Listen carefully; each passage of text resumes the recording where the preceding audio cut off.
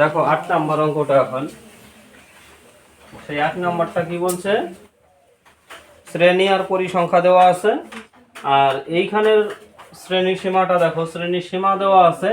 আমাদের কি করতে হবে, কনভার্ট করতে হবে শ্রেণীর সীমা নাই। তো 45 আর 54 শ্রেণীর সীমানা করতে গেলে কি করতে লাগে, দেখবে লো থেকে কি করতে হবে, নিম্ন শ্রেণীর সীমা থেকে হাফ কমিয়ে দিতে হয় আর এর কি হাফ বাড়িয়ে দিতে হয়। তাহলে কত হবে,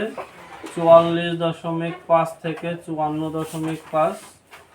54.5 থেকে 64.5, 64.5 থেকে 74.5, 74.5 থেকে এই 84.5, 84.5 থেকে 94.5, 94.5 থেকে 104.5। এটার নিয়ম, শ্রেণী সীমানা কি করে হয়, হাফ কমিয়ে দিতে হয়, হাফ বাড়িয়ে দিতে হয়। 45 আছে হাফ কমিয়ে দিচ্ছি, 54 আছে হাফ বাড়িয়ে দিচ্ছি, প্রত্যেকটার একইভাবে এখানে চলে আসছে। এখন আমার সূত্র কি আছে, সুতরাং তথ্যটির সংখ্যাগুরু মান, তথ্যটির সংখ্যাগুরু মান, সংখ্যাগুরু মানের সূত্রটা কি, L plus F1 minus F0 to F1 to F1 minus F0 minus F2 into H। এখন দেখা গেল সূত্র অনুসারে এইখানে সংখ্যাগুরু মান কোনটাকে ধরবো, কোন পরিসংখ্যাটাকে, সবচেয়ে থেকে বেশি পরিসংখ্যা কোন ঘরে আছে, দেখো এই 32টা, কোন 32, এটাকে কি ধরবো আমরা, F1,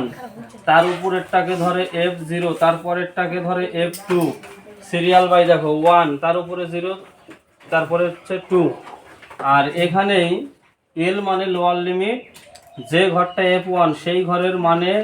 শ্রেণী সীমানা যা আছে সেই শ্রেণী সীমানার নিম্ন শ্রেণী সীমানা, নিম্ন নিচে, তাহলে 74 এল এর মান এই পাশে আমরা লিখে নিব, এল এর মান কত 74.5, F1 এর মান কত 32, F0 কত 19, F2 কত F2 12। আচ্ছা এইচ হচ্ছে দেখো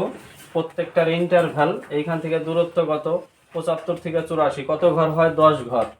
এখানে কত হবে 10।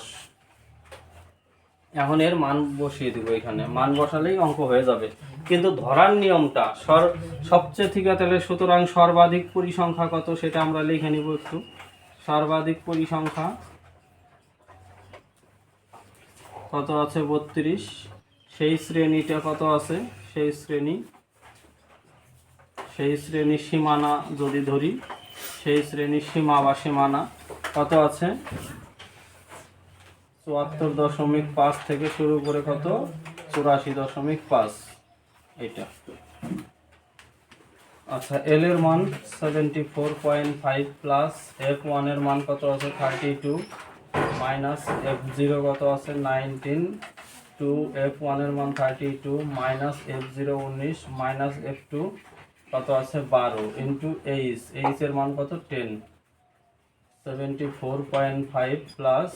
এই 32 থেকে 19 বাদ দিলে কত হয় 13, 32 দুগুণ 64 মাইনাস 19 আর মাইনাস 12 কত হয় মাইনাস 31 ইন্টু 10, 74.5 প্লাস এই জায়গাটায় দেখো 13, এইখান থেকে কত হয় 33, 64 থেকে 31 বাদ দিলে 33 ইন্টু 10, তাহলে 74.5 প্লাস 13 আর 10 গুণ করলে কত হয় 130, নিচে 33, এটাকে আমরা ভাগ করে দিব, ঠিক আছে। 33, 3 33 কত হয় 99, এখানে থাকে 31 শূন্য, ঠিক আছে, আবারও 9 দিয়ে দাও, 3 নং 27, 3 নং 27 29, 297, 13 থাকে শূন্য, তাহলে 33 66 132, দেখো এইখানে কি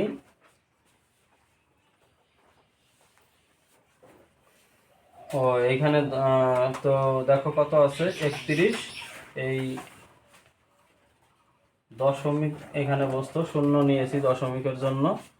তাহলে কত হয় 130, এখন আবার কত হবে 4 দিয়ে যাবে, 33 66 132 বেশি হয়ে যায়, 3 দিয়ে দিব আবারও, তাই কত হবে 99, থাকে 31, 31-এর পরে 5 হয়তো, তাহলে কত হবে এখানে অ্যাপ্রক্স মানটা বেরিয়ে আসবে +3.94 প্রায়। তোমরা কিন্তু ভালো করে এই ভাগটা করে নিবে, নইলে কিন্তু তোমাদের সমস্যা হবে। এটাকে যোগ করবো, অনেকেই এই যোগটাকে ভালো করে প্লাসটাকে ভালো করে বোঝে না।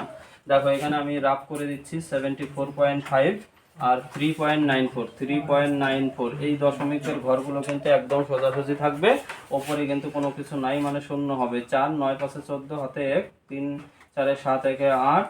7, তাহলে 78.44 প্রায়, এটাই আমাদের অ্যাকচুয়ালি অ্যান্সার।